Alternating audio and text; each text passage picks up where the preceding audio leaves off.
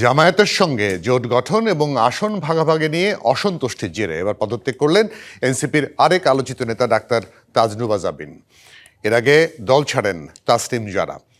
ফেসবুকে এক স্ট্যাটাস দিয়ে অসন্তুষ্টির কথা জানান তাজনুবা, তবে জারার মতো তিনি স্বতন্ত্র প্রার্থী হবেন না বলে জানিয়ে দিয়েছেন। এরই মধ্যে আরও কয়েকজন নেতার পদত্যাগের কথাও শোনা যাচ্ছে।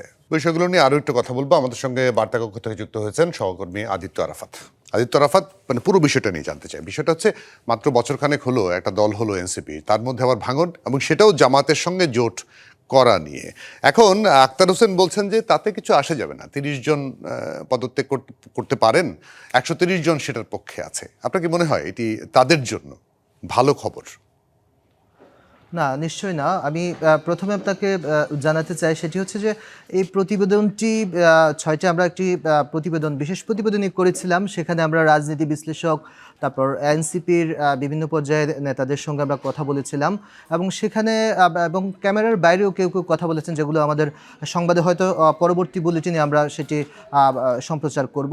তো সব মিলে যেটি বলতে চাই সেটি হচ্ছে যে, আপনি জানেন যে জুলাইয়ের অভ্যুত্থান যখন হলো, তখন এনসিপি যেমন আশা এবং প্রত্যাশার জায়গা দেখিয়েছিল, সেই জায়গা থেকে আমরা যখন রাজনীতি বিশ্লেষকদের সঙ্গেও কথা বলেছি, তখন তারা বলছে যে সেই যেই চেতনাকে ধারণ করে এনসিপি গঠন করা হয়েছে, সেটি থেকে তারা অনেকটা পিছু হটেছে, এবং তারা সেই আদর্শে নেই, এবং প্রত্যাশার জায়গাটিও পূরণ করতে পারছে না।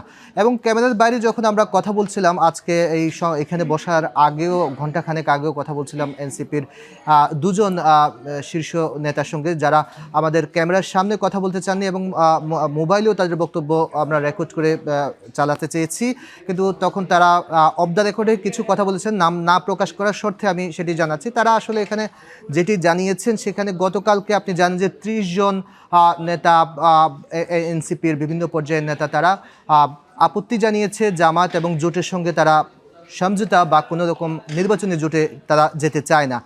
এর পাল্টা জবাবে এনসিপির মধ্য থেকেও আরেকটি গোষ্ঠী বা আরেকটি জনমত তৈরি হয়েছে, এবং ১৭০ জন আবার মতামত দিয়েছে। এনসিপির নাহিদ ইসলামের কাছে চিঠি দিয়েছে, সেই চিঠিতে তারা জোটের বিষয়ে বা আসন সমঝোতার বিষয়ে তারা পক্ষে। অর্থাৎ এখন যেটা দেখা যাচ্ছে, নতুন এবং ফিরে আসা গ্রাহকদের জন্য নগদে চলছে ক্যাশব্যাক সহ প্রতিদিন হাজারো উপহার জেতার সুযোগ। হবে আশা আর ফেরা, সারপ্রাইজ সেরা। যে জাতীয় নাগরিক পার্টি বা এনসিপিতে যে বিরোধটি, এটি জামায়াতে ইসলামকে নিয়ে, সে বিরোধটি আসলে প্রকাশ্যে ধারণ করেছে। তবে এখনও সংখ্যাগরিষ্ঠতার দিক থেকে এখনো পর্যন্ত পাল্লাভারী যদি আমি বলতে চাই, সেক্ষেত্রে ১৭০ জন অবশ্য পক্ষে মত দিয়েছে।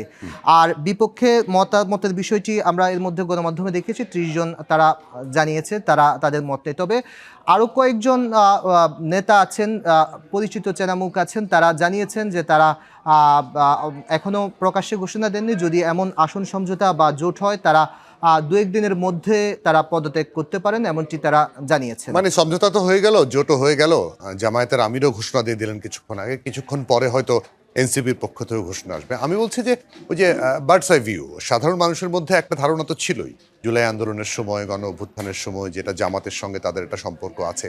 শেষ পর্যন্ত জোট গড়ার কারণে তাদের প্রতি একটা নেতিবাচক ধারণা মানুষের মধ্যে পোক্ত হবে কিনা, আপনার কাছে কি?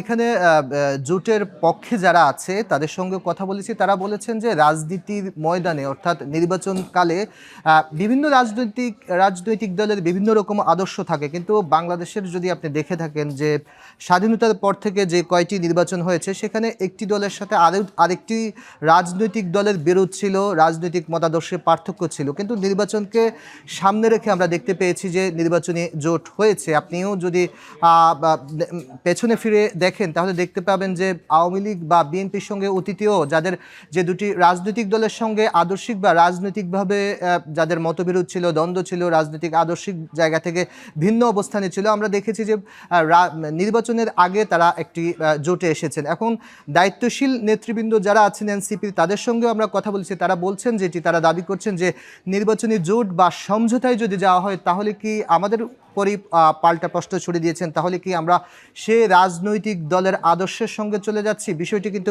এমন না। কিন্তু নতুন বন্দোবস্ত কি থাকলো? সেই পুরনো বন্দোবস্তে ক্ষমতায় যাওয়ার লড়াইয়ে, মানে একটা দলের সঙ্গে যুক্ত হওয়া, তাহলে এই যে নতুন ছেলে মেয়ে মানে এই যে তরুণ প্রজন্ম তাদের প্রতি আসলে নতুন করে যে ভাবনাটা তৈরি হয়েছিল সেটিতে কি থাকা গেল কি? সেটি আমরাও প্রশ্ন করেছিলাম। নতুন বন্দোবস্তের কথা তো তারা যখন এনসিপি গঠন করা হয়েছিল তখন তারা নতুন বন্দোবস্তের কথা, নতুন সম্ভাবনার কথা, নতুন বাংলাদেশের কথা বলা হয়েছিল। কিন্তু তারপর থেকে আমরা যে তারুণ্য নির্ভর এই দলটির মধ্যে বা এই দলটির শীর্ষ কয়েকজন নেতার বিষয়ে আমরা বিভিন্ন সময় বিভিন্ন রকম আলোচনা, নানা রকম সমালোচনা আমরা গণমাধ্যমেও দেখেছি। প্রত্যাশা এবং পূরণের জায়গা যদি বলতে চাই, যে প্রত্যাশা এবং প্রাপ্তির জায়গায় বিস্তর ফারাক এখানে দেখা যাচ্ছে। একদম পরিষ্কার, একদম পরিষ্কার। আদিত্য আরাফাত, অনেক ধন্যবাদ আপনাকে আমাদেরকে সময় দেওয়ার জন্য। আমাদের অ্যাসাইনমেন্ট এডিটর আদিত্য আরাফাত।